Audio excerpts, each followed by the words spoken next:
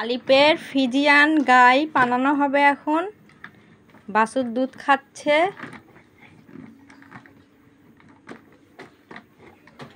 দিনে 30 লিটার করে দুধ দেয়। গাই বানানো বালতি নিয়ে আসা হচ্ছে।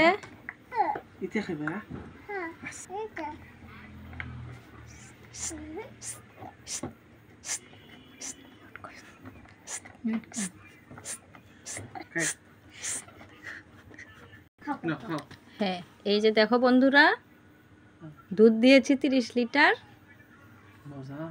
গাই বাছুর খড় খাচ্ছে, কাঁচা সবুজ ঘাস খাচ্ছে।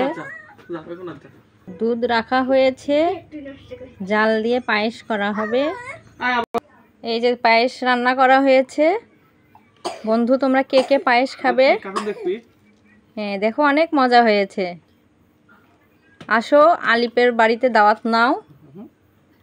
আর দেখো, আমরা কেকও বানায় নিছি।